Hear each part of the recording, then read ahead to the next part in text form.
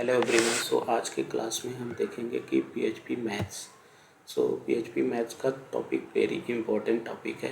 अभी तक जिसने भी चैनल को सब्सक्राइब नहीं किया है, इस चैनल को सब्सक्राइब कर ले, बिकॉज कि नेक्स्ट टॉपिक में हम जो भी चीज़ें देखेंगे वो भी काफ़ी ज़्यादा इम्पोर्टेंट होगी, जिसका हम मोस्टली अपने प्रोजेक्ट में यूज करेंगे।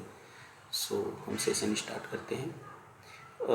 PHP has a set of math functions that allow you to perform mathematical tasks on numbers। Basically हमारे पास जो भी नंबर होते हैं हम उस पर मैथमेटिकल टास्क करने के लिए इस फंक्शन का यूज करते हैं। PHP के कुछ प्री डिफाइंड फंक्शन है, हम उनका कैसे मैथमेटिक्स में यूज करते हैं तो वो यहाँ पे अप्लाई करेंगे। तो फर्स्ट हमारे पास आता है PHP pi function. The pi function returns the value of pi. तो हम पाई का रिजल्ट देखते हैं कि पाई फंक्शन क्या हमें आउटपुट देता है। हम यहाँ अपने प्रोजेक्ट डायरेक्टरी में जाएंगे और यहाँ पर एक फ़ाइल बनाएंगे 16.php। मैंने यहाँ पे एक फ़ाइल बनाया 16.php और देन इस फाइल में मैं PHP tag start and close कर लेते हैं। मैंने यहाँ पे स्टार्ट एंड क्लोज कर लिया PHP टैग को। मैं यहाँ पे लिखता हूँ कि इको PHP का पाई फंक्शन, राइट। हम इसका आउटपुट देखते हैं कि हमें क्या रिटर्न करता है। तो इसको हम यहाँ पे जाएंगे ब्राउज़र पे, यहाँ पे लिखेंगे अपने प्रोजेक्ट का नेम एंड देन हमारे प्रोजेक्ट का नेम है PHP लर्निंग। तो PHP-learning एंड देन हमारी फाइल का नाम है 16.php। मैंने यहाँ पे 16.php लिखा, तो आप देख रहे हैं यहाँ पे 3.1459। तो बेसिकली ये क्या कर रहा है, एक हमें पाई के वैल्यू को रिटर्न कर रहा है, राइट। नेक्स्ट हम देखते हैं कि और क्या है। तो हमने पाई फंक्शन देख लिया। PHP के अंदर mean and max function, mean and max functions can be used to find the lowest और highest value in the list of arguments। अगर हमारे पास कोई लिस्ट है, हम उसमें से लोवेस्ट और हाईएस्ट वैल्यू को फाइंड करना चाहें फाइंड कर सकते हैं। तो हम यहाँ पे मिन एंड मैक्स का एग्जांपल भी देखेंगे। सबसे पहले हम यहाँ पे लाइन ब्रेक करते हैं इको PR फंक्शन के साथ में।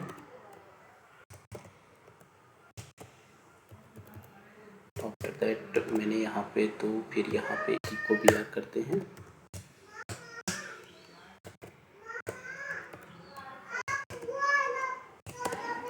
ठीक है। आफ्टर दैट आप देखते हैं कि इको PR मैंने किया, तो यहाँ पे मैं इको के अंदर, इको फंक्शन के अंदर मिल लिखता हूँ। तो ये हमें क्या करेगा, 0 150 30 20 -8 2 -200, इसमें से जो मिन वैल्यू होगी वो रिटर्न करेगा। इसी तरह से मैंने इको मैक्स किया, तो 0 150 30 20 -8 -200, तो इसमें से जो मैक्स वैल्यू होगी वो रिटर्न करेगा। हम इसका कोड को यहाँ ब्राउज़र पर रन करके देखते हैं कि हमें क्या आउटपुट मिलता है। आप देख रहे हैं -200। बेसिकली मेन मेथड हमें क्या दे रहा है कि -200 इज़ द लोवेस्ट वैल्यू, और इसमें देखिए कि हमें मैक्स वैल्यू 150 आनी चाहिए। तो क्या आ रही है, आप देख रहे हैं कि हम मैक्स वैल्यू 150। तो इस तरह से मिन एंड मैक्स फंक्शन का यूज करके आप किसी भी मैथमेटिकल में मिन एंड मैक्स वैल्यू फाइंड कर सकते हैं। दी PHP ABS फंक्शन क्या करती है, ABS function returns the absolute positive value of a number. मतलब ये हमें एक पॉजिटिव वैल्यू किसी भी नंबर का रिटर्न करेगा। हम यहाँ पे ABS का यूज करते हैं। मैं यहाँ पे इको PR यूज करता हूँ। इको यहाँ पे PR फंक्शन का यूज किया, और यहाँ पे मैंने फिर से क्या किया, इको ABS फंक्शन। अब ये हमें रिटर्न करेगा कि ABS में एक पॉजिटिव वैल्यू, जैसे -6.7 में ये कभी निगेटिव नहीं रिटर्न करेगा, ये हमें रिटर्न करेगा एक पॉजिटिव वैल्यू। तो हम देखते हैं कि पॉजिटिव में क्या हमें ये रिटर्न करता है। आप देख रहे हैं 6.7। बेसिकली क्या किया इसने, एक पॉजिटिव वैल्यू, यहाँ पे इसने निगेटिव को कंसीडर नहीं करता, ये हमें पॉजिटिव वैल्यू ऑलवेज देता है। SQRT फंक्शन क्या करता है, हम ये देखते हैं कि the SQRT function returns the square root of a number. किसी भी नंबर का स्क्वायर रूट ये हमें रिटर्न करता है। हम SQRT भी देखते हैं। तो हम यहाँ पे इको करेंगे, एक न्यू लाइन ब्रेक करेंगे। इको फंक्शन का यूज करते हैं और यहाँ पे मैंने लिखा बी आर टैग का, ठीक है।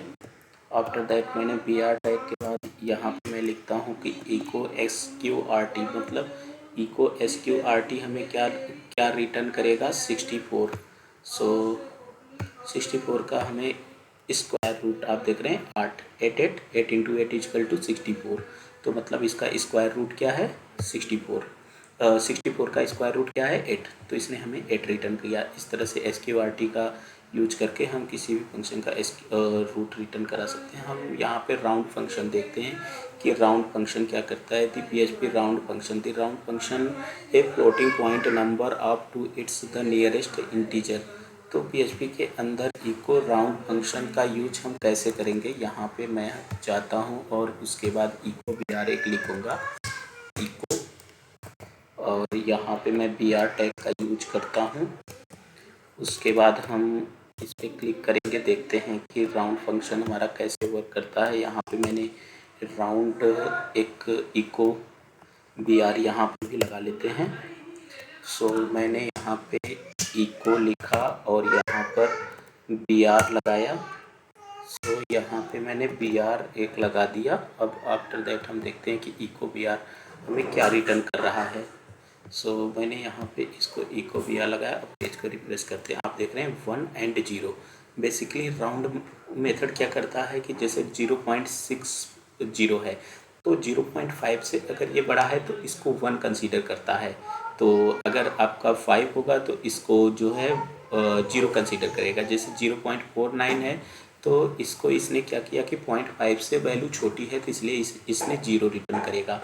तो 1 and 0 इस तरह से राउंड फंक्शन जो नियरेस्ट वैल्यू होती है राउंड फिगर में वो हमें रिटर्न करती है।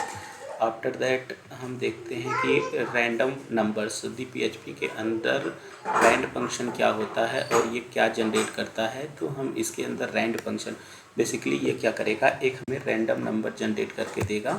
सो हम यहाँ पे सबसे पहले after that echo B R लगाएंगे और इको बी आर करने के बाद उसके बाद देखते हैं कि ये हमें क्या रिटर्न करता है। इको बी आर लगाया मैंने, यहाँ पे रैंड फंक्शन का यूज किया।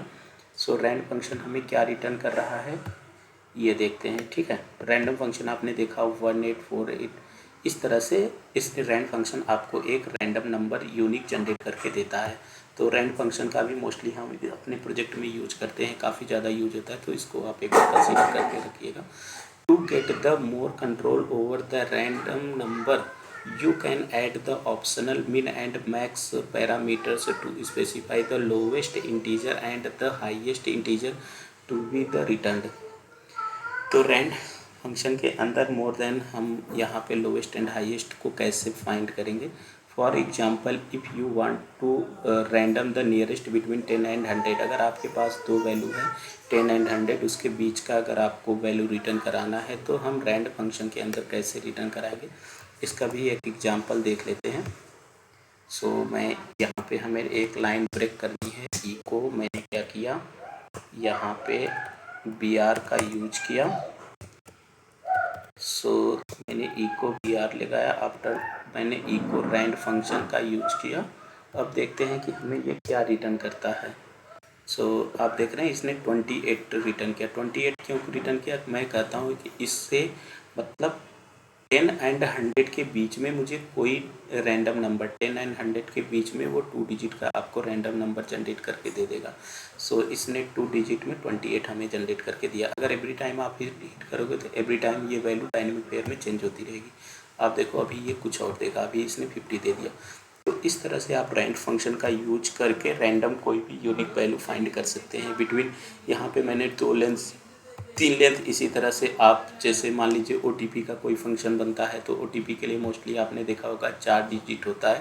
तो मैं कहता हूँ कि इस 1000 के अंदर 4 times 9 का हमें कोई 4 डिजिट का नंबर जनरेट करके दो। तो ये हमें क्या करेगा कि आप देखना अभी हमें ये 4 डिजिट का OTP जनरेट करके एक दे देगा। इस तरह से OTP जनरेट में आप 7202 यूज करते हो, राइट।